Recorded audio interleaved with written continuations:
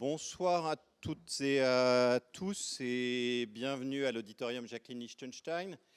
Je suis très heureux de vous retrouver ou de vous trouver pour celles et ceux d'entre vous qui ne sont pas encore venus ici, mais aussi de retrouver nos partenaires. Je suis Éric de Chassey, le directeur de l'Institut national d'histoire de l'art. Je suis heureux de retrouver nos partenaires, Laurence Angèle, la présidente de la BNF, et Elsa Marguin, qui représente la directrice de l'École nationale des chartes, puisque nous organisons ce cycle de conférences à nos trois institutions.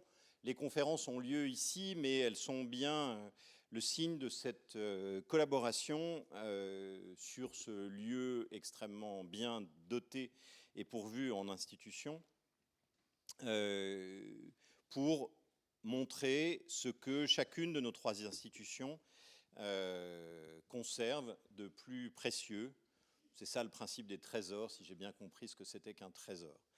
Je ne vais pas vous rappeler ce qu'est ce cycle de conférences qui existe depuis déjà maintenant 11 ans, sinon pour dire qu'il témoigne de l'extraordinaire richesse et diversité des fonds conservés par nos trois institutions, de l'attention qui est portée au savoir et à sa diffusion, puisque nous sommes trois institutions qui mêlons conservation, communication pour des publics divers et recherche sur les collections que nous conservons et sur d'autres aspects également.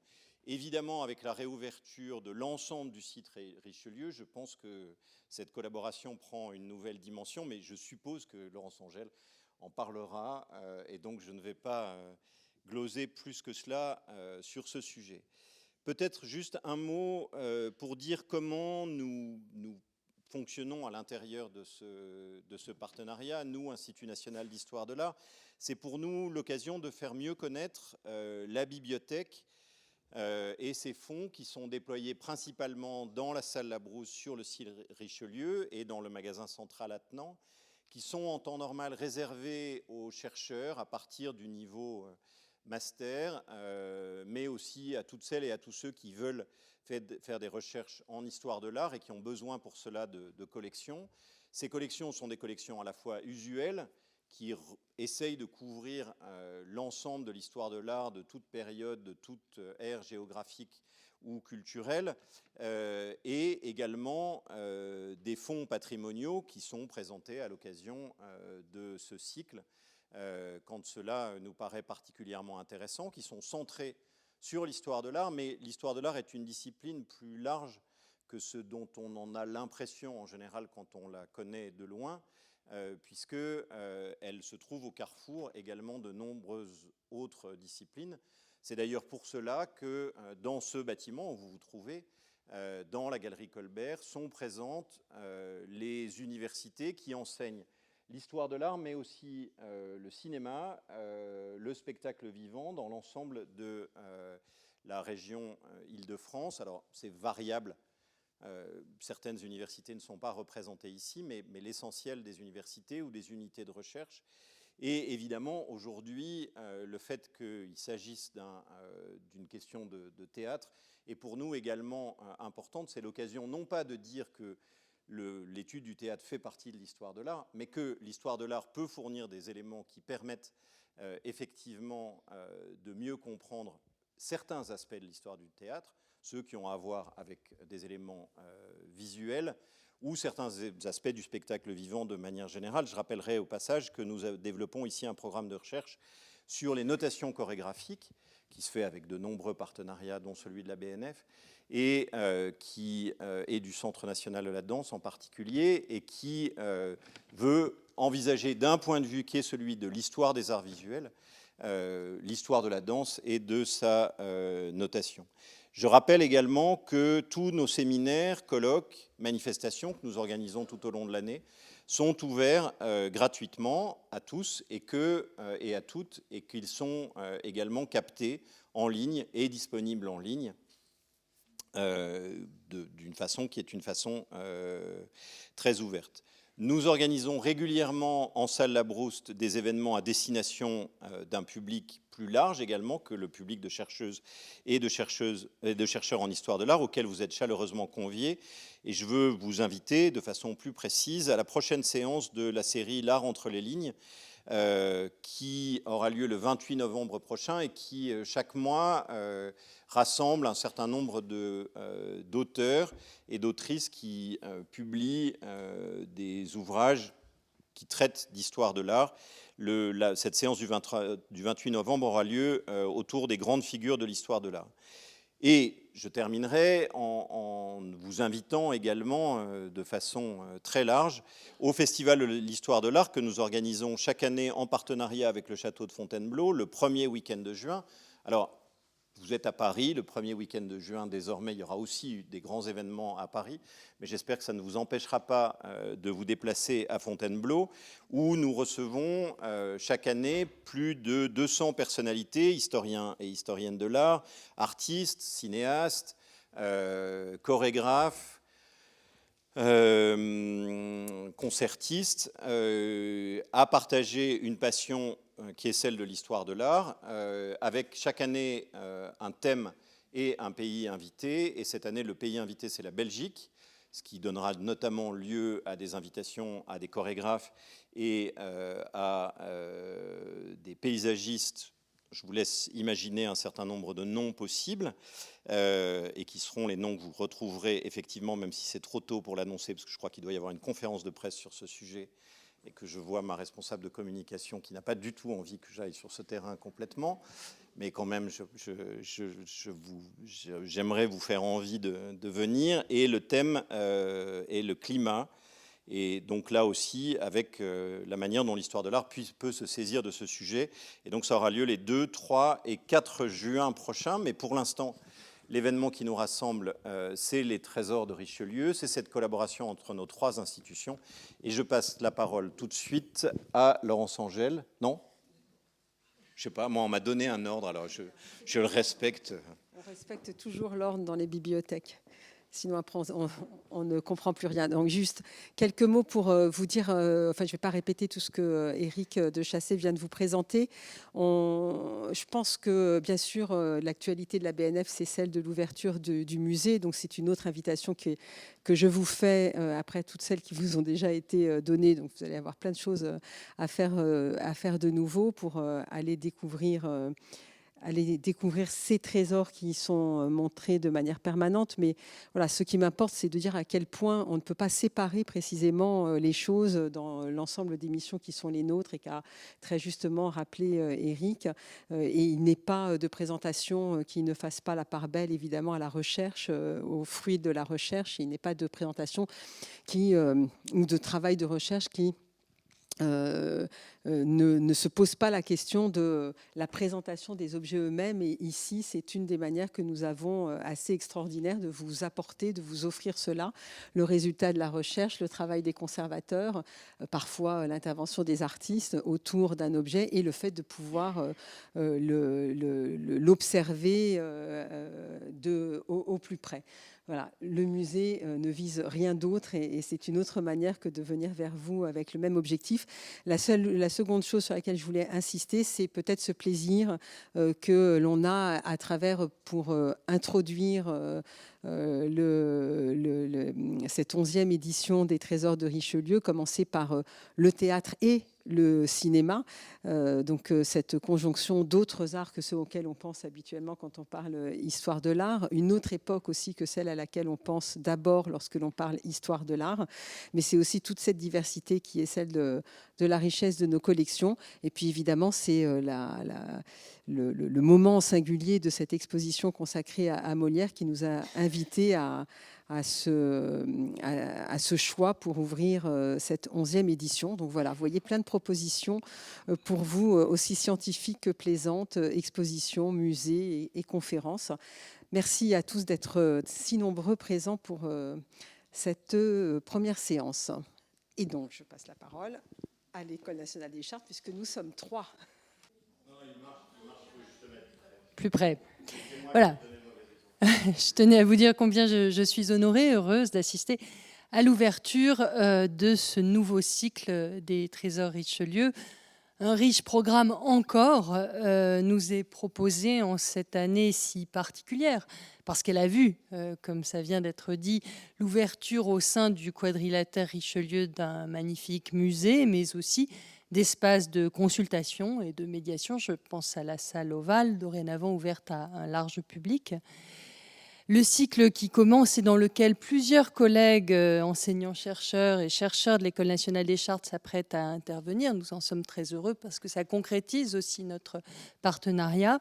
Ce cycle promet à son auditoire présent et à venir de somptueuses découvertes, des découvertes qui traversent les siècles et qui rendent compte de l'extraordinaire diversité des objets, des trésors donc mis en lumière, du livre ancien au film, et j'en passe bien entendu. Pour autant, le dénominateur commun à toutes les interventions qui vont être présentées, c'est précisément l'attachement à l'objet, à ses caractéristiques formelles, autant qu'à ce qu'il représente, à la place singulière qu'il occupe dans la trajectoire d'un auteur ou d'un artiste, ou dans le contexte culturel qui préside à son élaboration, à sa création, sans oublier bien sûr l'usage et la réception qui marquent son histoire. Ce soir, c'est le Molière d'Ariane Mnouchkine que nous font redécouvrir Christophe Gauthier et Corinne Gibello-Bernette. Un film, une œuvre, un événement, autant qu'une mise en abîme. Je m'arrêterai là pour remercier le comité d'organisation du cycle et un de ses maîtres d'œuvre, mon ami Gennaro Toscano. Bravo à tous et merci encore.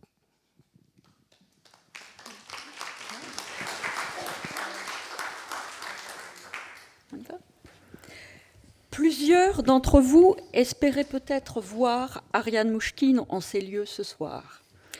Mais elle ne viendra pas pour des raisons à la fois objectives et subjectives. Objective car Dame Ariane Mnouchkine, comme je l'appelle, rentre tout juste de son séjour au Brésil et elle prépare avec la troupe et les équipes techniques du Théâtre du Soleil la prochaine tournée en novembre et à Toulouse de leur dernier spectacle, L'Île d'Or.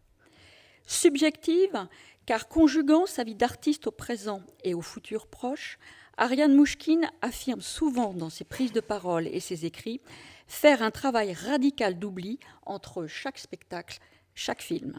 Alors, vous vous doutez bien que Molière, cette aventure des années 1976-1978, est depuis longtemps rangée dans un repli de la mémoire de la réalisatrice. Ni renié, ni nié, simplement rangée. Évoquer ce film avec et devant vous ce soir est un retour vers un passé qui semble a priori, et je dis bien a priori, ne plus intéresser Ariane Mnouchkine. De surcroît, l'évoquer dans cet auditorium, dans le cadre du cycle des Trésors de Richelieu, renvoie sans conteste à une patrimonialisation du film. Patrimonialisation, trésor.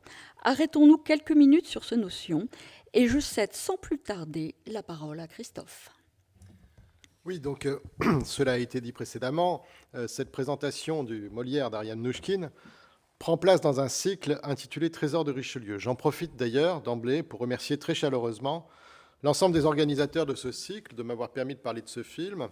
Et je souhaite dire ma gratitude toute particulière à Corinne Gibello-Bernette, à mes côtés, grâce à qui j'ai découvert véritablement l'étonnante richesse du fond du Théâtre du Soleil, ainsi que des archives dont nous reparlerons ce soir relatives à Guy-Claude François comme à Daniel Augier.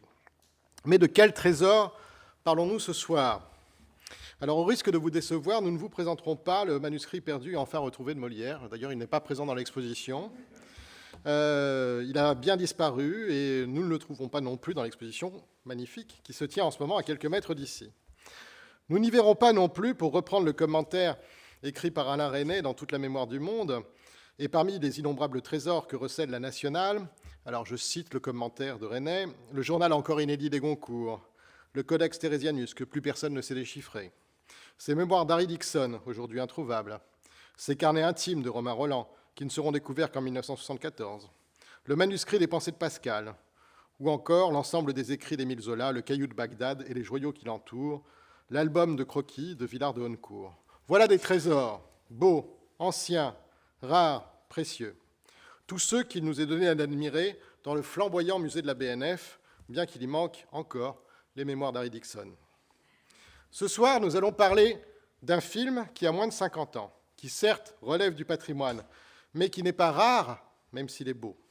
Et ce qui fait trésor, ce n'est ni le film en lui-même, ni un objet unique, ni même un manuscrit éblouissant. Non, ce qui fait trésor ici, ce sont, outre le film, les dessins, les états du scénario, les maquettes de décors comme de costumes, les photographies et ce que nous vous révélerons aussi au fur et à mesure de cette conférence. Ce sont en un mot tous ces documents rassemblés dont l'enjeu est la compréhension d'un processus de création collective. Bref, parce que ces documents sont entrés dans un cycle patrimonial en intégrant les collections de la Bibliothèque nationale de France, le trésor, c'est ici ce que leur juxtaposition, leur montage au sens cinématographique du terme, nous permet de faire émerger, à savoir un peu de connaissances historiques, du moins c'est ce que nous espérons. Comme Corinne va vous l'expliquer maintenant, c'est dans le prologue du film que se nichent quelques-uns des premiers éléments de compréhension du Molière d'Ariane Mnouchkine.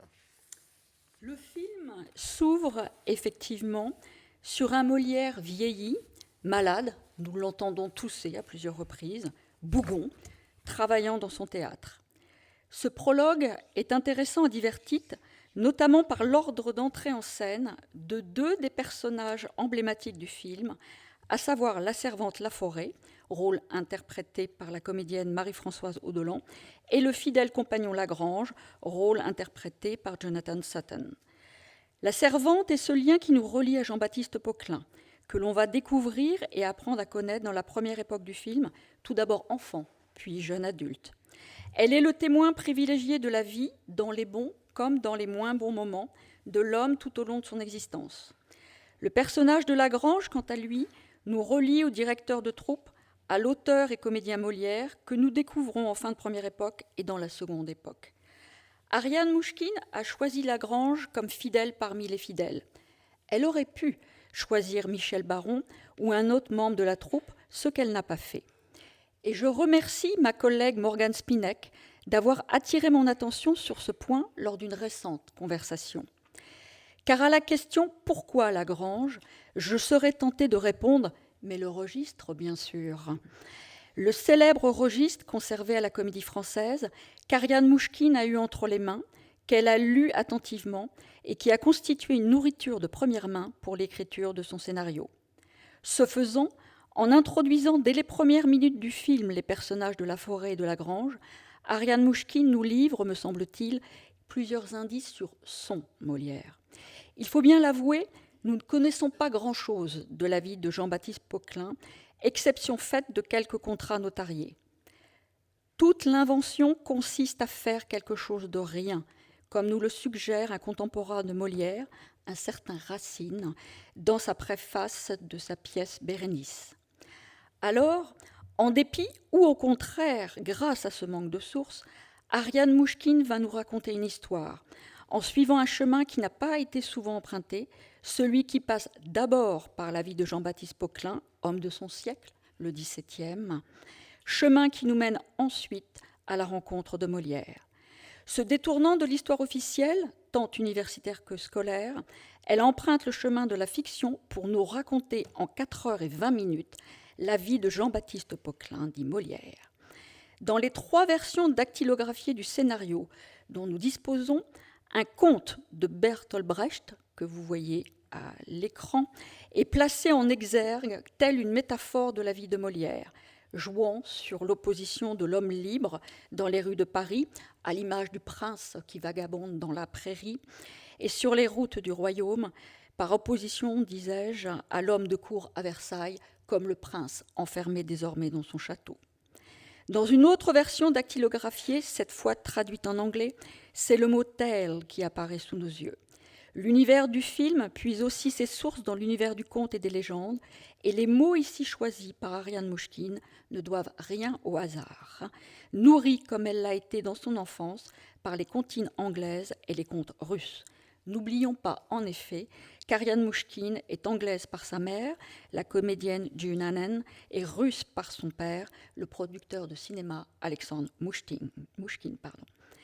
Mais pourquoi, me direz-vous, une biographie de Molière sous la forme d'un film ? C'est Christophe qui va nous livrer la bonne réponse. Alors donc ce Molière de Mnouchkine est donc stricto sensu une biographie filmée, dont le scénario débute par l'enfance du grand homme et non, comme on le voit dans le film, par la préparation de la dernière représentation du malade imaginaire, comme le montage définitif pourrait nous le laisser supposer et comme le montre le prologue dont Corinne vient de parler. Précisons d'emblée qu'il n'y eut guère de biographie filmée de Molière, contrairement à ce que l'on pourrait imaginer entre 1895 et la fin des années 1970, à l'exception notable, mais bien oubliée, d'une production de la Gaumont réalisée en 1910 par Léonce Perret sur un scénario d'Abel Gans. Donc tout semble s'être ligué contre les divers projets d'adaptation cinématographique de la vie de Molière qui ont tous été contrariés à des titres divers, qu'ils fussent portés dans les années 30 par Abel Gans ou par Marcel L'Herbier, et dont les archives, conservées d'ailleurs aux Arts du spectacle, conservent aujourd'hui la trace. Ariane Mnouchkine s'engouffre donc dans un espace laissé vacant par l'histoire du cinéma, même à Hollywood, pourtant friand de biopics depuis les années 30, y compris de biopics concernant des personnalités européennes. Alors la biographie filmée, pourtant, n'est point étrangère au cinéma français. Elle s'inscrit, au demeurant, davantage dans ce qu'il convient d'appeler le cinéma de qualité française, sur un mode sulpicien, par exemple, avec Monsieur Vincent de Maurice Cloche, avec Pierre Freinet, à propos de Saint-Vincent de Paul, sur un mode engagé, l'école buissonnière, de Jean-Paul Le Chanois en 1949, à propos de Célestin Freinet, ou sur un mode ironique et de reconstitution historique, évidemment le destin fabuleux de Désiré Clary de Sacha Guitry en 1941, et tant d'autres films du même Guitry, chers au département des arts du spectacle de la BNF, puisque ces archives y sont conservées. De même, le film historique, ou à connotation historique, qui assume souvent sa part de spectacle et de fantaisie, s'inscrit dans une tradition forte du cinéma hexagonal. Si Ariane Mnouchkine écarte explicitement de sa perspective les grandes fresques à la Guitry, elle rejette un tout à fait Si Versailles m'était compté, où Molière pourtant apparaît incidemment sous les traits de Fernand Gravet, elle n'évoque pas, et d'ailleurs on ne l'interroge pas à ce sujet, d'autres films célèbres et ayant remporté un succès certain au moment de leur sortie dans ce même genre, de Fanfan la Tulipe, Christian Jacques, 1952, à Cartouche, Philippe de Broca, 1961. Alors pourquoi citer, me direz-vous, ces films spectaculaires et grand public alors qu'ils semblent à première vue si éloignés des intentions affichées par Ariane Mnouchkine ? Pour deux raisons. La première, c'est parce que Fanfan la Tulipe, Cartouche, de même que la plupart des films de Philippe de Broca, ont été produits par Alexandre Mnouchkine et par la société Les Films d'Ariane, baptisée en l'honneur de sa fille aînée. Alexandre Mnouchkine était un Russe de Saint-Pétersbourg qui a été un des plus importants producteurs du cinéma français et du cinéma populaire français, un peu à l'écart de la nouvelle vague, il faut bien le dire, dans les années 60 et 70. Alors, Alexandre Mnouchkine n'entre pas en production sur le Molière d'Ariane Mnouchkine, mais on sait qu'il a accompagné sa fille dans les méandres d'une production complexe et onéreuse, assurée en grande partie par la société créée par le Théâtre du Soleil, mais aussi par Claude Lelouch, qui est coproducteur donc du film avec les Films 13, et par la télévision publique, à l'époque Antenne 2, dirigée par Marcel Julien. Ce qui explique d'ailleurs que le film ait été décliné à la télévision en un feuilleton de 5 épisodes. Donc une durée de 5 heures, en réalité, la version pour la télévision. Par ailleurs, c'est l'autre point, Ariane Mnouchkine a revendiqué à plusieurs reprises un projet de grand spectacle populaire, de films épiques, qui tiennent à l'écart un double écueil. Le premier de ces écueils, c'est celui de la reconstitution académique, qui reprendrait à la lettre les passages obligés de la vie du grand homme, les biographèmes, pour reprendre le terme de Florence Philippi dans un article éclairant sur les biographies de Molière paru en 2012. Le second de ces écueils serait celui d'une froide description, un commentaire extérieur et trop explicatif qui reproduirait le parti pris de Rossellini dans la prise du pouvoir par Louis XIV, dont on lui oppose parfois le modèle. La biographie filmée cache donc d'autres enjeux, ceux du spectaculaire, de l'épique, de la peinture de l'époque, volontiers assumés par Ariane Mnouchkine, y compris parce qu'elle est une femme et qu'elle considère qu'une femme n'a pas à s'interdire de réaliser des films épiques dans une période des années 70 où, certes, Quelques femmes sont cinéastes, mais pas tant que cela en réalité. À de multiples reprises, en effet, elle est interrogée sur son statut de réalisatrice et implicitement sur sa capacité à diriger en tant que femme un si aussi important et à si gros budget. Elle y répond de la manière suivante. Molière, je dis que c'est un film de femmes, car je trouve que les femmes y ont une place qui est très caractéristique. Ce que je veux dire, c'est que les femmes ne vont pas sans fin faire uniquement des films intimistes sur des problèmes qui sont spécifiquement féminins. Il y a certaines créatrices qui vont faire cela parce que c'est ce qu'elles veulent raconter. Mais il va y avoir maintenant plein de femmes qui vont vouloir raconter des histoires épiques, lyriques, à grand spectacle, peut-être violentes. Ce que je veux dire, c'est que chaque fois, ce sera d'un point de vue de femme. Fin de citation.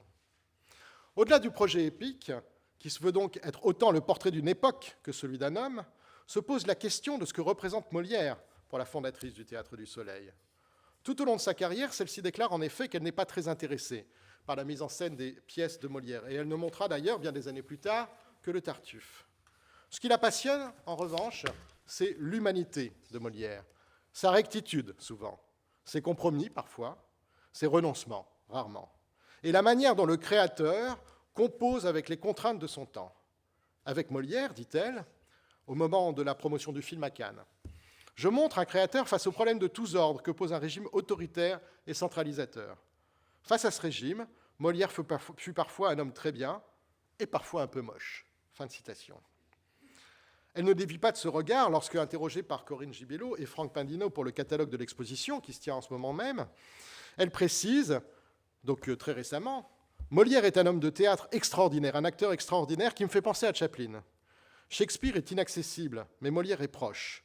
Si j'ai fait le film, c'est parce que par rapport à ce que l'on sait de l'homme, de ses malheurs en particulier, j'avais l'impression de connaître ses ennemis. Fin de citation. Voilà donc que le projet biographique réapparaît sous un jour nouveau, qui n'est pas seulement guidé par le théâtre, mais par la proximité, parce que les femmes et les hommes de théâtre ont en partage. Le film entend restituer une expérience commune du théâtre par-delà les siècles. Et s'il faut en passer par les lieux communs de la biographie, puisque l'on est bien obligé d'en passer par là, Ariane Mnouchkine s'efforce néanmoins de se nourrir de l'expérience théâtrale du Soleil en s'affranchissant délibérément de la reconstitution. Je la cite encore dans une interview à Télérama en avril 1978, juste avant la présentation du film à Cannes, présentation qui s'est très mal passée. Chaque fois, dit-elle, que j'essayais de raconter une scène que tout le monde connaît, je me cassais la figure. Je tombais dans l'image d'Épinal, la platitude totale. Il fallait chaque fois que je passe par une situation vécue.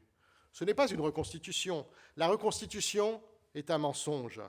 Il y a des pans entiers de la vie de Molière que nous ignorons.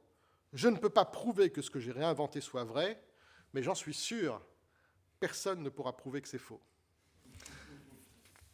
Voilà qui explique pourquoi le film fut fraîchement accueilli, tant au moment de sa présentation à Cannes que lors de sa sortie en salle en septembre 1978. Vous avez là une photo que je trouve très belle de l'équipe du film, une partie de l'équipe du film à Cannes avant la projection, et où vous reconnaissez Ariane Mnouchkine évidemment au centre, et puis Claude Lelouch, donc producteur du film, bras dessus bras dessous, avec Philippe Cobert et une partie de la distribution du film.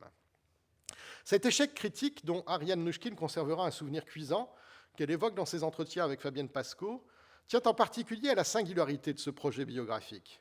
Ni reconstitution académique, ni succession d'épisodes scolaires, le film entend échapper à l'imagerie, comme au topoi véhiculé par les représentations du grand homme. C'est ce qui déroute une partie de la critique, en tout cas celle qui prête un regard attentif au film et qui ne le rejette pas d'emblée parce qu'il est réalisé par une femme et de surcroît par une femme de gauche, ainsi qu'on peut le lire par exemple sous la plume de Michel Mourlet ou de Frédéric Mitterrand, qui critique assassine de 10 lignes en fait, qui conspue totalement le film. Pour celles et ceux qui veulent bien se donner la peine de regarder le film, à l'instar par exemple de Claude-Marie Trémois dans Télérama, il est difficile d'y trouver son compte. Les absences, les lacunes du film, certaines pièces de théâtre très célèbres n'y sont par exemple qu'à peine mentionnées. Le film, pourtant fustigé comme très long, rompt avec la tradition scolaire. Il faut paradoxalement attendre un article de la Nouvelle Revue pédagogique pour identifier ce qui fait la singularité du projet biographique d'Ariane Mnouchkine. Tous attendaient, écrit Joël Pagès-Pindon dans cette Nouvelle Revue pédagogique, tous attendaient une biographie de Molière qui nous fit remonter à la source des œuvres. Un déterminisme simpliste voudrait que l'on passe à 100 heures de la réalité biographique à la fiction. Or, le film de Mnouchkine propose exactement la démarche inverse, puisque c'est la fiction qui modèle la biographie. Il s'agit donc bien de se saisir des oublis comme des lacunes, de repartir parfois de la légende, pour donner à voir ce que Molière fut en réalité. D'où l'usage de ce que Ariane Mnouchkine appelle les images d'Épinal dans La vie de Poquelin, et qui sont ici utilisées à des fins d'annonce de scènes futures du théâtre de Molière. C'est une rupture avec la tradition cinématographique des biographies d'hommes illustres, ce que l'autrice de l'article de la Nouvelle Revue pédagogique conclut d'une belle formule. Ce Molière de Mnouchkine, c'est un Molière arraché au livre et repris par le théâtre. Très belle expression. Mais quelles traces mémorielles Ariane Mnouchkine et le Théâtre du Soleil ont-ils gardé de cette épopée cinématographique ? Une partie des réponses à ces questions sont à rechercher dans les archives du Théâtre du Soleil qui sont conservées et données régulièrement depuis 2005 au département des arts du spectacle de la Bibliothèque nationale de France. Concernant plus particulièrement le film Molière, les archives permettent de retracer partiellement la génétique du scénario, avec toute une partie ayant trait à la documentation préparatoire, aux notes et aux manuscrits de la main d'Ariane Mnouchkine, et au tournage proprement dit du film, avec des plans de travail d'Ariane Mnouchkine, des plannings du tournage, des feuilles de service par jour, des découpages des dialogues et des scènes, des rapports des scripts, des feuilles de tirage pour le son, et surtout de très beaux tirages signés Michel Laurent, à la fois pour le tournage et pour le film. À ces archives témoignant du processus créatif, il convient d'ajouter des documents de production, programmes, prospectus, maquettes typographiques, génériques du film, affiches, et des coupures de presse françaises et étrangères permettant de retracer cette réception dont vient de nous parler Christophe. Et nous avons pu constater que certaines réceptions critiques avaient été particulièrement assassines pour le film. En outre, quelques ressources audiovisuelles, adaptations pour la télévision anglaise, rush du tournage et bande-son, complètent ce rapide panorama. La volumétrie totale et actuelle des archives du Théâtre du Soleil est d'environ 60 mètres linéaires. Les archives pour Molière représentent à peine 1,50 m. Elles n'en témoignent pas moins de la formidable aventure que fut ce film. Les dons des archives de Guy-Claude François en 2016 et Daniel Augier en 2017 permettent d'apporter un éclairage complémentaire au fond du Théâtre du Soleil. Guy-Claude François, il faut le souligner, a obtenu en 1979 le César du meilleur décor pour ce film, juste reconnaissance de la profession, pour le travail accompli par cet interprète du décor, comme il aimait se décrire, fidèle compagnon du Théâtre du Soleil, depuis sa rencontre avec la troupe en 1966 au Théâtre Récamier, lorsque cette dernière jouait le capitaine Fracasse. Si l'on veut vraiment comprendre comment se sont élaborés les décors du film et le travail réalisé par Guy-Claude François, il faut se plonger, comme nous le ferons tout à l'heure, dans ses croquis, ses dessins sur papier ou sur calque, feuilleter les différents plans qu'il a réalisés pour les tournages à la cartoucherie ou lors des repérages à l'extérieur, observer attentivement ses photographies de travail. Daniel Augier, quant à lui, a conçu les costumes et les a réalisés assisté de pas moins 14 personnes, je les ai toutes comptées sur les génériques du film, à savoir 2 personnes pour la sellerie et la cordonnerie, 1 personne pour la teinture et les patines, 10 personnes comme tailleurs et couturiers et couturières, 1 personne comme dentelière. Pour ce film, malheureusement, il ne reste à ce jour que quelques trop rares maquettes de costumes et un descriptif des costumes et des accessoires par comédiens et comédiennes dans l'ensemble des archives, retraçant la carrière du décorateur, costumier et metteur en scène Daniel Augier. Plusieurs documents issus de ces fonds ayant trait au film qui nous intéresse ce soir feront l'objet dans la seconde partie de notre présentation dans quelques minutes. Il en ira de même pour le masque provenant du fonds Noël Kuperman, dit Napo. Cela étant dit et posé, je laisse le soin à Christophe de dérouler le fil d'Ariane du projet de ce film. Alors merci Corinne. Donc, nous l'avons déjà évoqué, le projet Molière a connu une gestation complexe, nécessitant un budget qui est alors le plus important budget du cinéma français pour l'année 1977. Donc, ce n'est pas du tout un budget négligeable. année du tournage et de la post-production du film, avant une présentation donc à Cannes en 1978.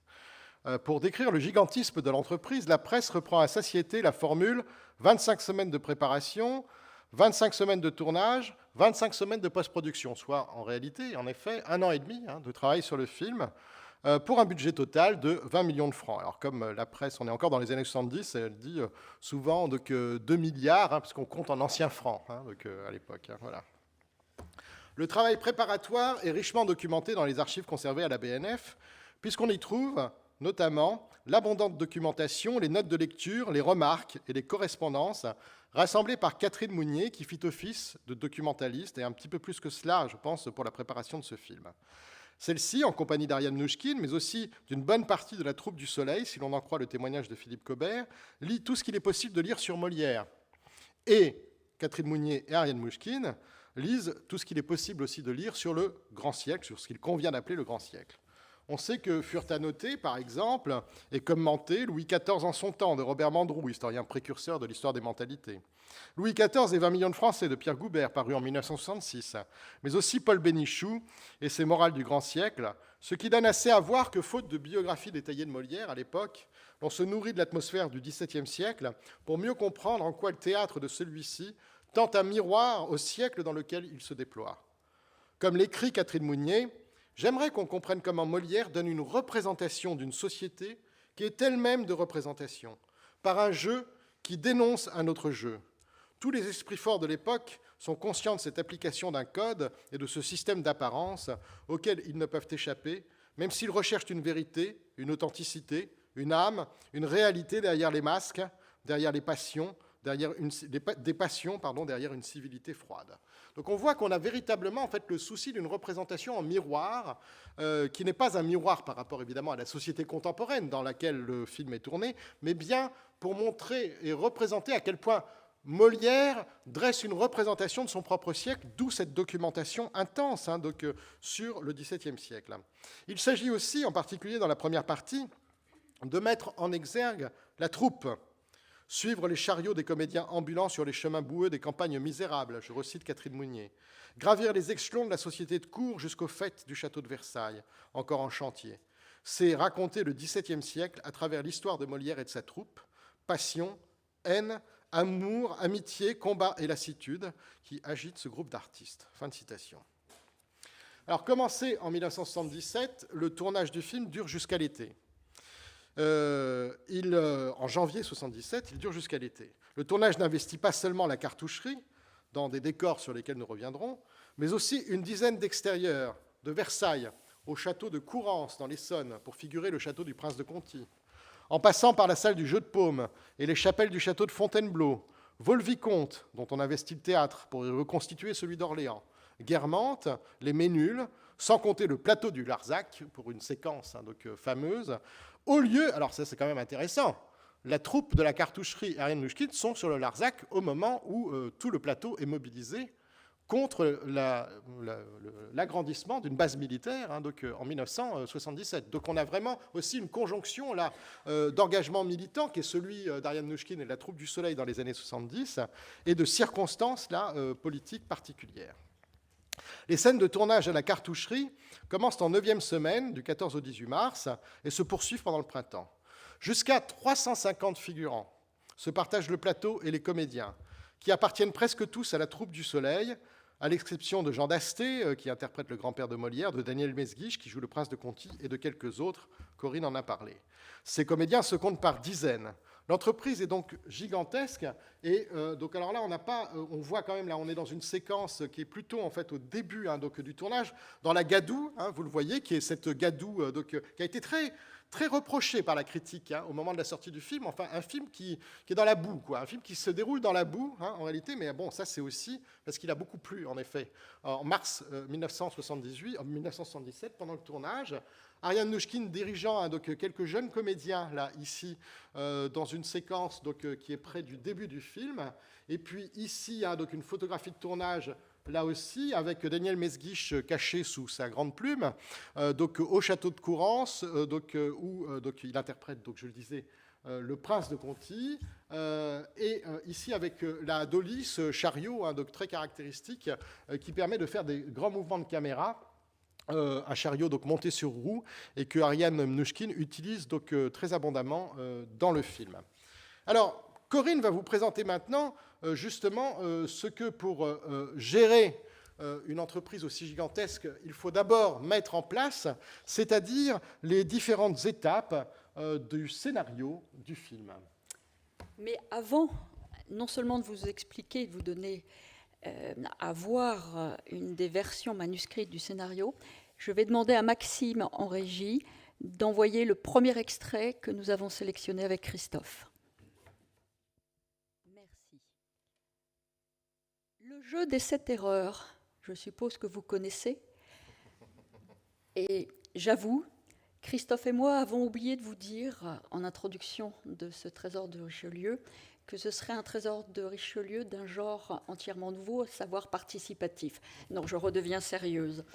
À la fin de l'été 2017, Ariane Mnouchkine range son bureau et retrouve une boîte contenant plusieurs dossiers qui nous intéressent tout particulièrement ce soir, et notamment les 3 versions dactylographiées dont j'ai déjà parlé tout à l'heure, et tout spécifiquement la version manuscrite que Georges est en train de faire apparaître normalement à l'écran. Presque. Le suspense demeure. Voilà. Vous avez devant les yeux le premier feuillet d'une version manuscrite de la main d'Ariane Mnouchkine, une version que j'ai intitulée « Version reconstituée » du scénario et reconstituée par Ariane Mnouchkine en personne. Ce manuscrit comporte 248 feuillets et pour des raisons de conservation et de manipulation, l'ensemble des feuillets ont été montés sur onglet et reliés en 2 volumes. Le second volume est actuellement exposé dans une certaine exposition de Molière. Vous connaissez la suite, cela a déjà été dit. Comme vous pouvez le constater, certains feuillets sont rédigés à l'encre noire, à l'encre bleue ou encore violette. Ariane Mnouchkine a-t-elle changé de stylo, option certes un tantinet trivial mais possible, ou a-t-elle écrit à des dates différentes? Une précision qui a son importance. Ariane Mnouchkine ne date que très rarement ses manuscrits, mais au moins, à la grande différence de Molière, beaucoup de ses manuscrits ont été conservés. On ne peut pas toujours tout avoir. Cette version du scénario s'ouvre donc sur la scène du grenier, dite la bataille des enfants dans le livret d'accompagnement du film, et non sur le prologue évoqué en introduction de notre séance. Le découpage en chapitres du film suit peu ou prou le découpage des scènes telles qu'elles apparaissent dans la version manuscrite, tout du moins jusqu'à la séquence où Jean-Baptiste Poquelin annonce qu'il ne veut pas être tapissier, mais comédien. Des variantes apparaissent à ce moment-là, mais ce serait trop long de toutes les citer, de toutes les nommer.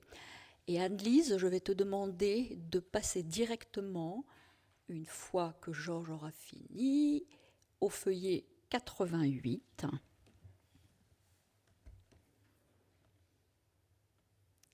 Et à cette dernière phrase que j'aime tout particulièrement, « Ils vécurent et j'affirme qu'ils furent heureux », et qui renvoie à la citation faite par Christophe tout à l'heure de l'interview d'Ariane par Jean-Luc Drouin. Je rappelle quelques éléments. Je ne peux pas prouver que ce que j'ai réinventé soit vrai, mais j'en suis sûre, et personne ne pourra prouver que c'est faux. Une lecture attentive des différentes versions, que ce soit celle que vous avez sous les yeux ou les versions dactylographiées, nous donne à comprendre le travail d'écriture réalisé par Ariane Mnouchkine, le ciselage des mots, notamment dans les parties dialoguées.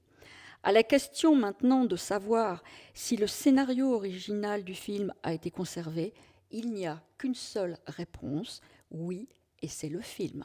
Par conséquent, si vous souhaitez avoir entre les mains une version originale du film Molière, il vous faudra soit vous saisir de votre plus belle plume, soit utiliser votre ordinateur et retranscrire toutes les répliques et tous les dialogues du film.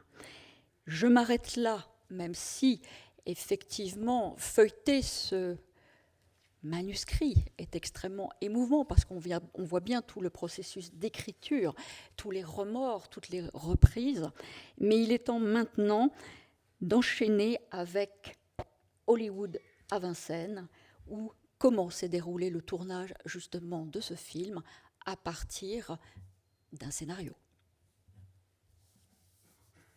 Voilà, on va revenir au diaporama. Merci. Vous vouliez peut-être dire 2 mots du scénario dactylographie que nous avons sous les yeux? Non, parce que je vois l'heure qui tourne inlassablement et implacablement. Bien.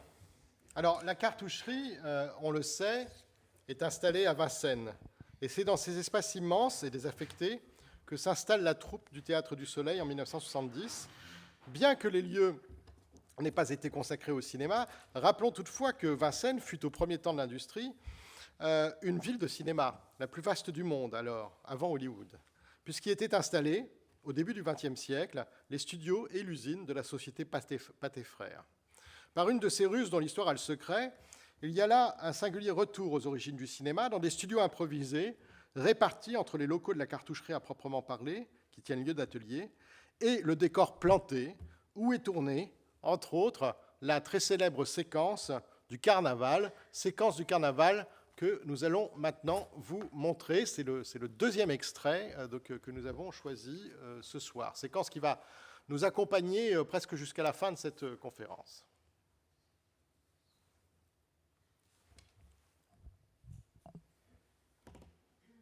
Alors, les journalistes sont nombreux à couvrir le tournage du film, probablement en raison de l'importance du budget, mais aussi du poids des producteurs, puisqu'il s'agit de l'une des premières coproductions où la télévision française entre en participation, ce qui est aujourd'hui commun. Dans un journal qui s'appelle Lumière du cinéma, Muriel Labrousse évoque le Hollywood du pauvre. Michel Bouet décrit quant à lui l'extraordinaire effervescence qui agite tant le plateau que les ateliers. Je cite, « 7 heures du matin, les premiers arrivants, acteurs et figurants réveillent le bois de Vincennes. C'est ici la cartoucherie, dit la pancarte. Un terrain hérissé de hangars.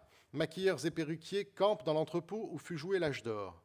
Comptez 2 bonnes heures pour friper les visages de rides en latex, noircir les dents, raffiner les pustules du peuple vérolé de Paris XVIIe siècle. Plus loin, l'habillage, porte-manteau à perte de vue, 1000 costumes, dont 400 achetés à la Comédie Française.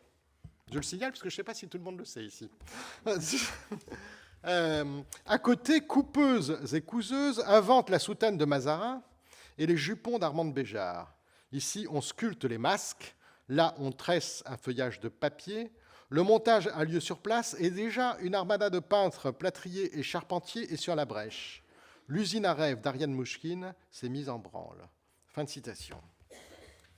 L'expression revient souvent, qui décrit un Hollywood à Vincennes, un décor gigantesque, en effet, mais suffisamment souple pour s'adapter à tous les cadres et à tous les contextes, entrées de village, rue d'Orléans ou de Paris, moins inspiré par les tableaux officiels de l'époque que par la peinture flamande. Alors ça, c'était la séquence, mais on va voir la séquence du carnaval ensuite, on va y revenir, que par donc, la peinture flamande. Ça, c'est une carte postale qu'on a retrouvée dans le fond justement de Guy-Claude François, dans les archives de Guy-Claude François, en particulier aussi par la peinture française, celle de Lenain, et pour les extérieurs, par les gravures de Jacques Callot, entre autres. Comme l'explique le décorateur Guy-Claude François, nous nous sommes inspirés des tableaux flamands, de certaines gravures. Il ne faut jamais oublier qu'il y a une infime partie du XVIIe siècle qui est restée debout. Les châteaux, les grands monuments, bref, l'art officiel. Mais la réalité de l'époque, ce sont les chaumières de terre battue où s'entassaient des familles. La France de Louis XIV, c'est la misère noire, c'est l'Inde, le tiers-monde. Vous savez, l'architecture des pauvres n'est jamais assez solide pour traverser les siècles. Fin de citation. Il fallait donc restituer, grâce aux gravures, grâce aux tableaux, ce qui n'avait pu traverser les siècles, et en trouver une traduction convaincante. Pour cela, Guy-Claude François trouve le chemin du décor de cinéma, lui qui n'avait jamais encore participé à un film, mais qui aura par la suite une riche carrière, notamment avec Bertrand Tavernier. En créant des maquettes planes au crayon à papier, alors, oui, ce que je voulais vous montrer, qu'il va reproduire ensuite. Alors, je vous montre ici un élément qui provient des archives du Théâtre du Soleil, et non pas des archives de Guy-Claude François, qui montre, vous le voyez ici, on n'a pas de petit pointeur comme vous savez dans les cours d'histoire de l'art à l'école du Louvre, mais peut-être je vais pouvoir, voilà, je vous montre ici. Ici, ce sont les bâtiments, les bâtiments de la cartoucherie. Ah oui, j'ai un petit pointeur ici, pardon, excusez-moi. Voilà, ça va être beaucoup plus chic. Voilà, donc ici, les bâtiments de la cartoucherie que vous connaissez peut-être, auxquels on fait face lorsqu'on arrive sur le terrain. Et les décors qui sont immenses, ces bâtiments. Et c'est là où sont installés les ateliers de fabrication des costumes pendant le film. Les décors de Guy-Claude François sont installés ici, dans cette implantation qui est dessinée ici, qui est quadrillée, avec leur forme si caractéristique, que l'on retrouve ici, avec ici un projet d'implantation des rues, et notamment la place ici, sur laquelle débouche en quelque sorte le défilé du carnaval, séquence que nous verrons dans un instant.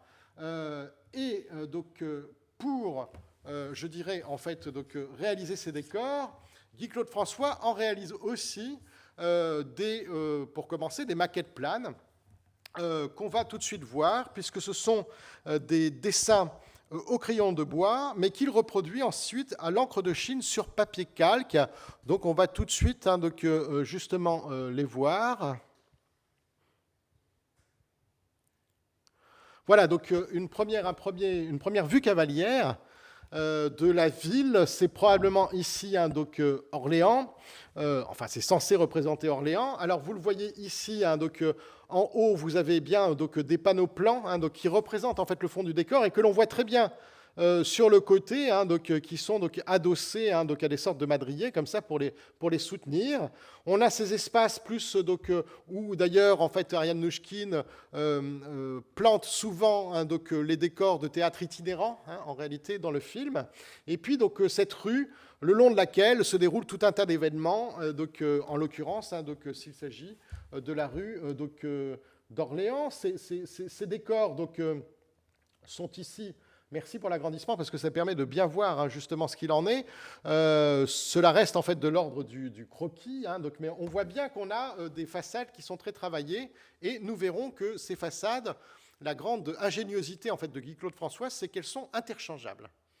Alors on va voir tout de suite une deuxième représentation. Alors là, il s'agit en fait, vous allez le voir, du collège où se trouvent les collégiens à Orléans, collégiens qui sont reclus et dont les dévots interdisent de sortir au moment justement du carnaval. Donc voilà le même type de dessin à l'encre de Chine sur papier calque qui lui permet d'avoir une vision quasiment déjà en élévation d'un décor qu'il va falloir ensuite évidemment mettre en place en 3 dimensions. Alors, pour ce faire, voilà, on circule ici, dans cette cour du collège, que l'on verra au fond très peu d'ailleurs dans le film, mais qui est un élément essentiel puisque c'est de là que les collégiens vont chercher à s'échapper, à s'enfuir pour rejoindre la foule qui célèbre le carnaval à l'extérieur des murs du collège.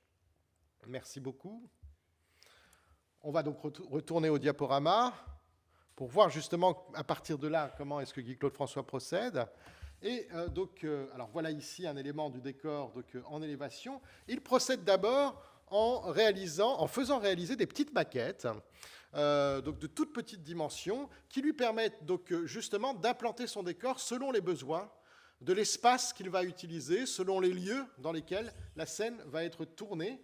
Et une fois que ces maquettes lui donnent satisfaction en termes d'implantation, il demande aux techniciens de modifier justement les décors avec ce système tout à fait ingénieux qui lui permet, grâce à une grue qui est en permanence sur le site du tournage, vous la voyez ici, la grue, de modifier, de déplacer ces maisons qui sont en grande partie réalisées en fait en polystyrène. Donc de déplacer en fait ces maisons, d'en modifier le toit et d'en modifier par conséquent l'apparence. Les décors sont donc interchangeables grâce à leur légèreté. Ils sont aussi interchangeables, et dans cette hypothèse, un petit groupe d'ouvriers. Vous voyez ici les techniciens qui portent véritablement une maison pour la déplacer de quelques mètres. Voilà. Comment ? Voilà, exactement. Et Guy-Claude François a réalisé pour chaque bâtiment 2 types de toitures et 2 types de façades distincts, lesquels peuvent se superposer ou s'emboîter comme un jeu de cubes, ainsi qu'on l'a vu dans ces différentes photographies, vous le voyez, qui défilent à l'écran. Alors je vais, avant peut-être que nous revenions sur la séquence du carnaval, je vais laisser Corinne évoquer les costumes et les masques désormais. Effectivement, l'œil du spectateur dans le film est attiré par la beauté des costumes, le soin porté à leur confection. Variété des matières, palette de couleurs, accessoires, tout concourt à créer une esthétique visuelle telle que la conçoit le Théâtre du Soleil dans toutes ses créations, qu'elles soient théâtrales ou cinématographiques. Les costumes neufs des nobles et des bourgeois ont été créés, comme vient de le dire Christophe, dans les bâtiments de la cartoucherie, à partir des maquettes dessinées, j'y ai fait allusion tout à l'heure, par Daniel Augier. Maquettes dont il ne reste que peu de traces. Et nous allons en voir 2 maintenant. Une première maquette pour le rôle interprété par Madeleine Béjart dans La mort de Sénèque de Tristan l'Hermite. Je reviendrai sur cet extrait dans quelques minutes. Et c'est pour le personnage d'Épicharis. Cette très belle maquette est l'une des rares apparemment conservées. Et cette maquette a été dessinée par Daniel Augier en utilisant du crayon graphite, de l'aquarelle, de la gouache, du feutre. Et je crois qu'il y a également quelques traces de stylo à billes. Je vous laisse admirer cette maquette.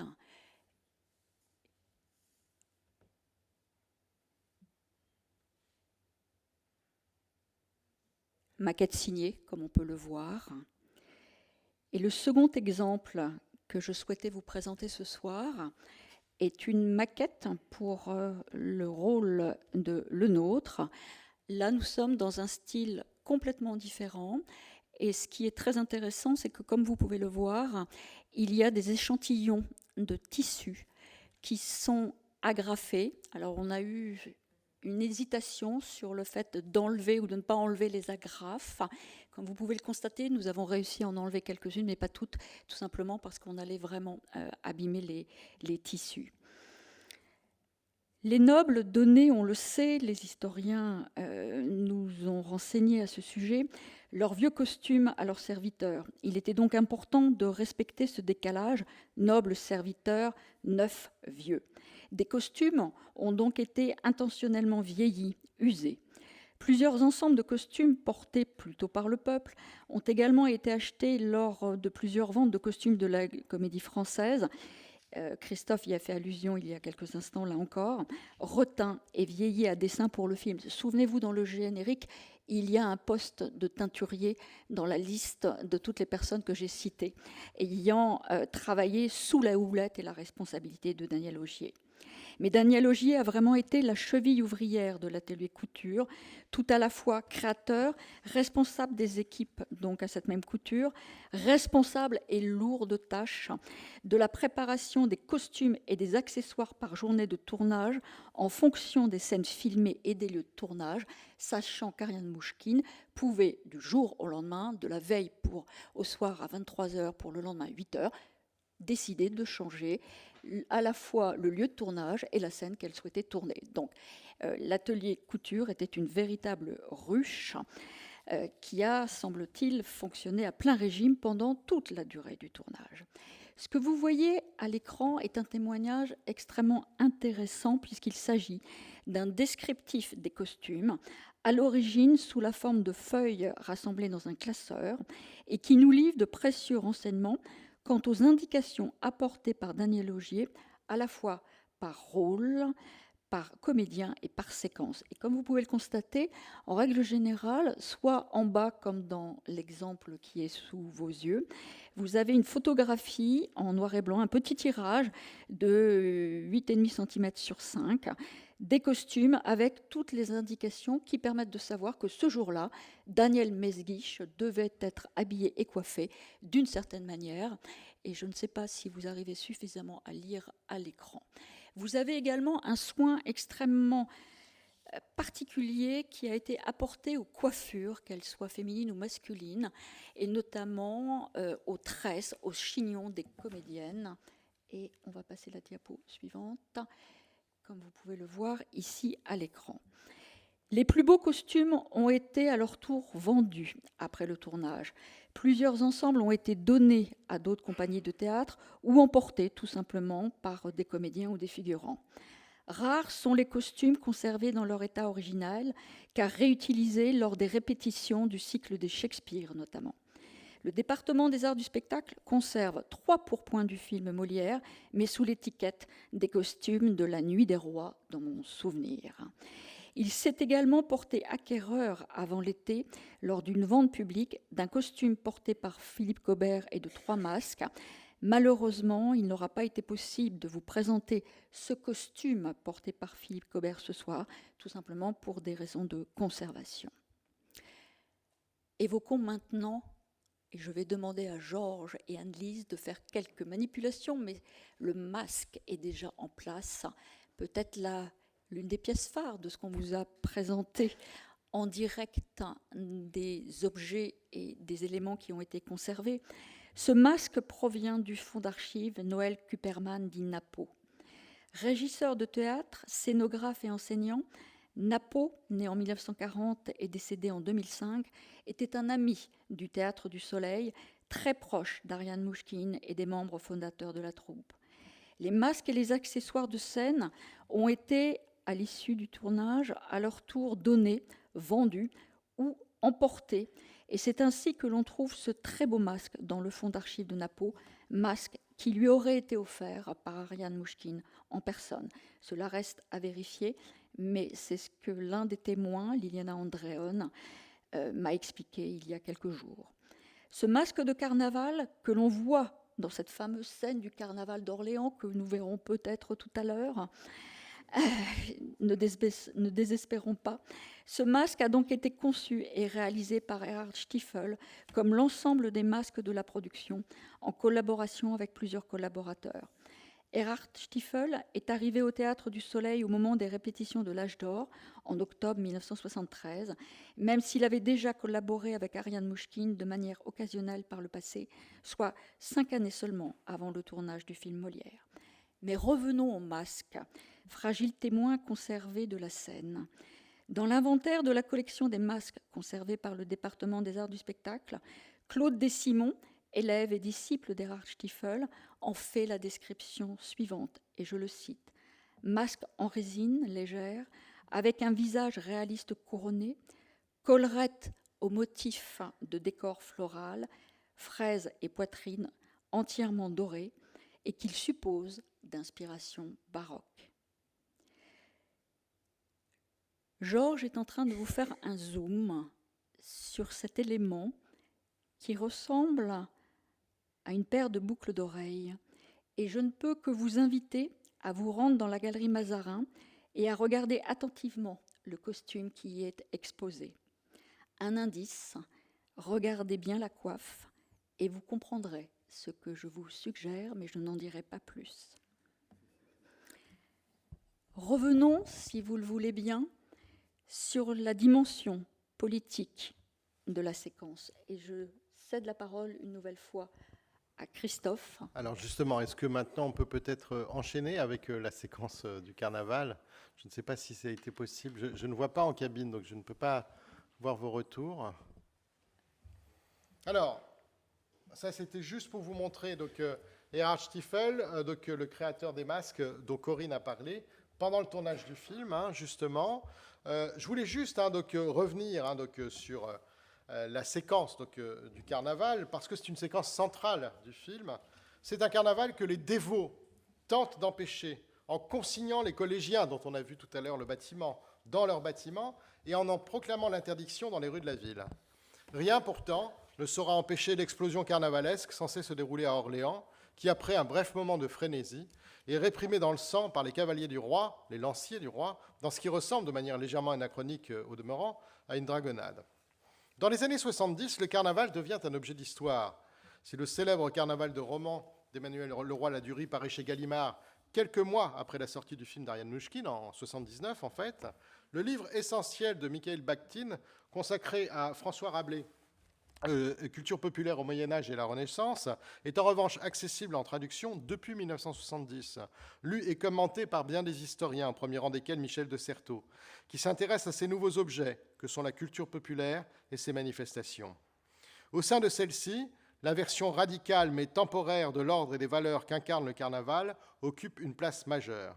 Il revient en effet à Bakhtin d'avoir le premier théorisé ce provisoire renversement à l'œuvre dans la fête populaire et que l'on retrouve dans cette séquence fameuse du Molière.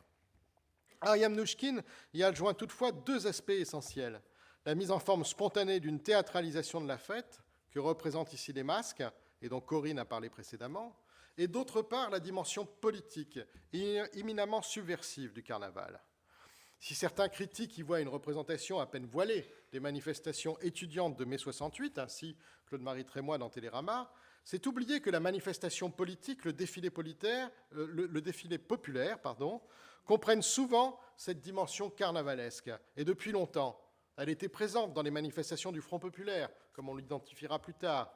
La virulence de la manifestation représentée dans le Molière est en outre décuplée par la colère et la frustration que suscite l'interdiction du carnaval, décidée par les tenants d'une religion pudibonde et réprimant tout excès où se fait jour la mise en exergue du scatologique et de la sexualité. Les dévots d'Orléans, qui sont à l'origine de la terrible répression qui s'abat sur ses habitants, sous les yeux du jeune Poquelin, sont une préfiguration du Tartuffe. Seule pièce de Molière, on l'a dit tout à l'heure, mise en scène par Ariane Mnouchkine au Soleil en 1995. Le Tartuffe, dont elle dit, Ariane Mnouchkine, qu'il est une œuvre de combat, une œuvre politique, profondément politique. La répression qui suit l'explosion carnavalesque confère tout son sens à la séquence. Les lanciers du roi, qui pourchassent les habitants dans la moindre ruelle du décor, construit par Guy-Claude François, ne sont pas sans évoquer d'autres images, non pas de manifestations, mais de répression, fictionnelles, mais inscrites dans une réalité historique. Il s'agit des séquences finales de la grève d'Eisenstein, cinéaste que pourtant Ariane Mnouchkine ne cite jamais. Lorsque, dans le film d'Eisenstein, réalisé en 1924, et qui décrit une grève à l'époque tsariste, les autorités militaires et financières décident d'écraser le mouvement, ce sont les Cosaques qui interviennent. Dans ce qui reste un des sommets de l'histoire du cinéma, ceux-ci massacrent sauvagement les grévistes, leurs femmes et leurs enfants, précaires réfugiés d'une cité ouvrière mise à sac, et où les chevaux pénètrent et traquent comme ça donc tout être vivant dans cette cité ouvrière, de même que les chevaux, dans le film de Mnouchkine, traquent véritablement les habitants d'Orléans qui ont organisé ce carnaval interdit. Si l'on regarde donc le film de Mnouchkine avec attention, il est difficile de ne pas voir dans les silhouettes des lanciers l'ombre portée des Cosaques d'Eisenstein. Que le film se nourrisse ici d'images fictionnelles de la plus féroce des répressions demeurait emblématique, au même titre que celle du cuirassé Potemkin, du même Eisenstein, atteste que le grand siècle n'est pas le seul à venir alimenter l'imaginaire du film. Voilà qui, d'ailleurs, n'est pas contradictoire, bien au contraire, avec le rejet d'une trop exacte et trop académique reconstitution. Mais pour finir, reconnaissons-le, c'est bien le théâtre qui demeure l'enjeu majeur du film. Ariane Mnouchkine insiste à plusieurs reprises sur l'expérience collective que représente le tournage, quitte à rappeler que le cinéma contraint la réalisatrice à quelques écarts avec le projet collectif du théâtre, je cite. Le travail collectif au cinéma, dit-elle au moment de la sortie du film, c'est avant et après, mais pas pendant, parce que pendant, le metteur en scène doit savoir ce qu'il veut, parce qu'on n'a pas le temps. Au théâtre, il y a une collectivisation de la création qui est permanente, parce qu'il y a un temps qui permet une interrogation, une discussion, un essai. Fin de citation. La séquence que nous allons vous montrer maintenant, pour terminer, procède, elle aussi, d'une expérience reconnue par Ariane Mnouchkine du Théâtre du Soleil, qui avait dû s'accrocher à son décor en raison du Mistral lors d'une représentation des clowns à Avignon en 1968. Ici comme ailleurs, c'est encore l'expérience collective qui vient combler les béances de la biographie de Molière et qui métamorphose une mésaventure cocasse en épopée collective. Pour reprendre les mots de Yannick Arbois-Chartier lors de la sortie commerciale du film, qui le défend contre toute attaque, et notamment contre les attaques dans son journal, Télérama, elle écrit « C'est du magnifique cinéma, comme n'osent plus le faire les cinéastes français, par peur de l'échec, par goût de l'abstraction et de l'intellectualisme, du cinéma lyrique, plein de bruit et de fureur, voilà qui n'est guère moliériesque, mais plus shakespearien. De mauvais goût parfois, mais la vie n'a pas toujours très bon goût. Une telle audace, un tel souffle, une telle générosité, on les admirerait chez Fellini, et quand on les rencontre ici, on fait la fine bouche. Alors goûtons, avec ce dernier extrait, par conséquent, le plaisir de l'épique, une dernière fois ce soir. Extrait. Envoyons, ça tourne. Suspendu dans le vide, il me plaît tout particulièrement que ce dernier extrait ait été tourné non pas à Vincennes, mais en Aveyron, sur le plateau du Larzac. Corinne et moi vous remercions pour votre attention.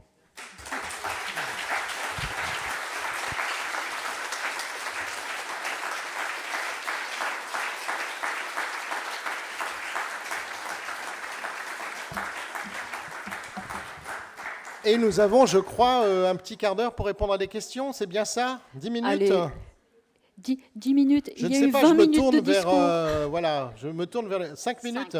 Il faut qu'on soit parti dans 5 minutes. D'accord, merci. Alors, il y a un micro, non? Je crois. Oui, il y a quelqu'un qui... Merci beaucoup, Gennaro. Ah ben voilà, il y a un micro qui tourne.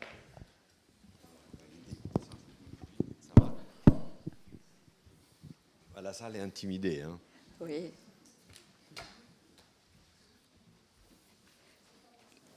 Qui va oser poser la première question? Après, généralement, les questions suivent.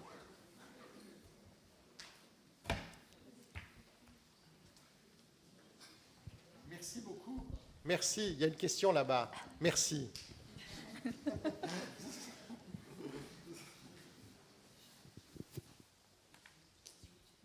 Merci. Bonsoir. Merci pour cette conférence. J'avais une question qui me reste en tête concernant la dernière scène du film, qui, je trouve, dénote assez, puisque le reste, même si c'est de la fiction, on pourrait penser que cela s'est passé. Et là, ce vortex dans l'escalier, comment vous voyez un peu cette dernière scène? Voilà. Alors moi, j'ai une hypothèse sur cette dernière scène. J'ai une interprétation. C'est-à-dire, donc c'est une scène en effet pour donc les personnes qui ne l'ont pas vue, où Molière est porté comme ça, hein, dans un escalier. Au moment de sa mort, en fait, il meurt en fait quasiment là. Et c'est vrai c'est une scène. Vous avez dit un vortex. C'est une scène qui se répète à l'infini, quoi, en quelque sorte, où justement il y a un jeu de comédiens qui montent et qui descendent les escaliers comme s'ils montaient de manière infinie cet escalier. Voilà, c'est ça. Alors, en fait, il se trouve que dans les quelques films des premiers temps, mais aussi dans les projets en fait, de films sur Molière qui existent dans les années 30 et les années 40, et donc très tardivement, il y a toujours, et c'est une tradition qui existe aussi en poésie, en peinture, une apothéose de Molière. Il y a toujours des représentations de l'apothéose. Une apothéose où Molière est célébré parmi ses personnages, parmi ces comédiens. Cela existe à la fin du film de Léonce Perret en 1910. Cela existe dans le projet de scénario déposé par Marcel L'Herbier dans les années 20 pour une adaptation de la vie de Molière qu'il reprend au début des années 40 mais qui ne verrait pas le jour. Et c'est une tradition qui s'origine aussi dans un certain nombre de publications au XIXe siècle. Et pour moi, alors peut-être que c'est complètement farfelu hein, comme hypothèse, mais pour moi, Ariane Mnouchkine a en quelque sorte réinventé l'apothéose. Hein, voilà, donc une sorte de Molière hein, qui est portée comme ça par les comédiens, la troupe du Soleil. Donc c'est aussi une manière en fait de donner à voir la troupe pour une dernière fois. Et d'ailleurs dans cette séquence, ce qui est intéressant, c'est qu'Ariane Mnouchkine elle-même apparaît Donc elle apparaît donc, à l'écran, et comme si, en effet, cette apothéose était impossible, qu'il était tout le temps porté comme ça vers donc, cette fin, vers son accomplissement. Et pour moi, c'est une véritable... Donc oui, il y a quelque chose qui revisite comme ça cette tradition des apothéoses. Voilà, c'est comme ça que je le vois, mais si ça se trouve, c'est une interprétation qui serait totalement rejetée par la principale intéressée. Ou pas.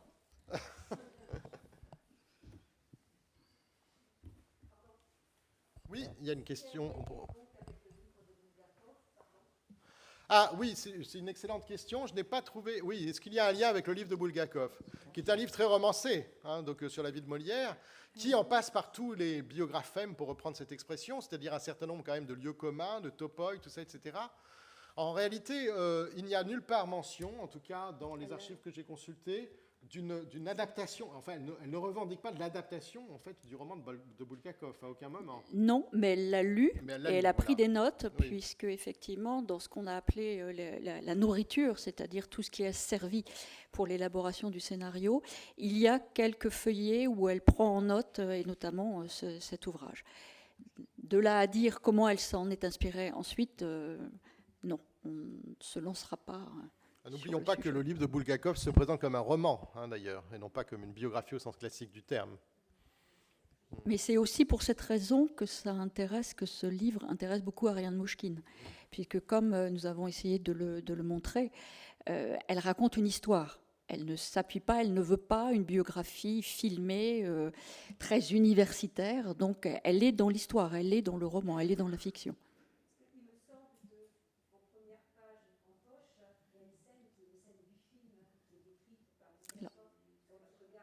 D'accord. D'accord. Oui, peut-être. Oui. D'accord. D'accord. Oui. Oui. Alors en plus, oui, côté théâtre, donc tout à fait. D'accord. Il y avait une question, je crois, au 5e rang. 1, 2, 3, 4, 5. Oui, il me semble. Non, c'est pas vous? Non, pas du tout. D'accord. Non, j'avais l'impression. Ah, il y a une question au 1er rang ici. J'aurais peut-être une question sur les... Vous n'avez pas parlé beaucoup de la distribution. Oui, c'est vrai. Des comédiens, Oui. notamment Philippe Cobert. Oui. Est-ce qu'on a des éléments sur la manière dont la distribution a été faite, voilà, sur les changements de point de vue? Je vais peut-être laisser Corinne répondre sur le premier aspect, puis je vais dire 2 mots peut-être de la réception critique des comédiens. Après l'âge d'or et avant Méphisto, c'est le moment où effectivement la troupe vit l'une de ces périodes de crise. Et Ariane Mouchkine décide du sujet Molière sans avoir forcément en tête les comédiens qu'elle va distribuer ensuite dans le film. Comment est-ce qu'elle fait? Ils en parlent entre eux et assez naturellement, le rôle de Molière échoua à Philippe Cobert, qui est également, avant le tournage, en train de réfléchir lui aussi au fait de pouvoir monter Don Juan en parallèle. Je dirais que c'est une manière de faire comme souvent au Théâtre du Soleil. Les comédiens répètent, et on a des traces de ces répétitions sur des textes de Molière, et petit à petit, la distribution se dessine. Mais en dernier ressort, c'est toujours Ariane Mouchkine qui décide. Oui, alors ce qu'on peut dire aussi, c'est que donc, Cobert est très très jeune au moment du film, il a 24-25 ans, et il est descendu par la critique. Mais vraiment descendu. Tout le monde dit, ce Molière n'est pas Molière, nous ne reconnaissons pas Molière, etc. Ariane Mouchkine, dans les entretiens qu'elle a accordés à Fabienne Pasco quelques années plus tard, dit qu'elle pense que ça a beaucoup contribué à éloigner justement Cobert d'elle-même et du Soleil, et qu'il en a certainement beaucoup souffert de ce regard critique très défavorable, en réalité, à l'époque, de manière contemporaine, sur cette incarnation qui semblait, au sens premier du terme, déplacée, décalée, par rapport finalement à l'image, parce que c'est ça le problème, c'est que tout le monde a une image de Molière, tout le monde a une représentation de ce qu'est Molière, et finalement, forcément, c'est toujours à côté, on est toujours à côté. Et donc c'est ça qui est évidemment intéressant, c'est qu'au fond, si on lit un peu, moi j'aime beaucoup lire la critique, je trouve que c'est très instructif, et finalement, si on lit la critique, on s'aperçoit qu'il ne pouvait qu'être à côté. dans le regard des spectateurs. C'était impossible de faire autrement. Donc là-dessus, c'est aussi intéressant pour ce qui est de Cobert. Je voulais juste mentionner Jean Dasté, qui a un second rôle, qui joue en fait le grand-père de Jean-Baptiste Poquelin, et qui est en quelque sorte celui qui l'incite dans sa vocation théâtrale. Et alors ça, c'est évidemment important, parce que Jean Dasté, c'est une double mémoire, c'est une mémoire du théâtre et une mémoire du cinéma. D'abord parce que c'est l'homme qui a créé, animé, dirigé la Comédie de Saint-Étienne pendant des années, donc c'est quelqu'un qui a un rôle dans non seulement la décentralisation théâtrale, mais toute l'histoire du théâtre. Il y a ici de meilleurs spécialistes que moi de la chose en France, donc dans la deuxième moitié du XXe siècle. Et donc il est présent dans le film. Et Jean Dasté, pour un cinéphile, c'est aussi, bien sûr, la Talente de Jean Vigo.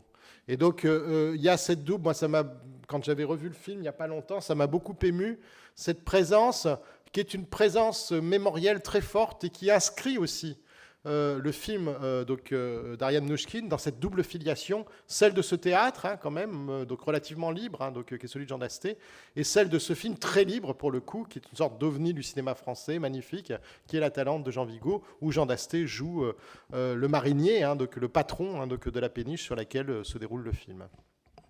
Et il y a cette très belle scène aussi, après la mort de la mère, où Jean Dasté rejoint les enfants. Et que fait-il? Il emmène tous les enfants voir des spectacles à la foire de Saint-Germain. Donc, revoyez le film et vous verrez, ce passage est absolument extraordinaire. Mais nous ne pouvions pas vous le montrer. Trop de choses à vous dire.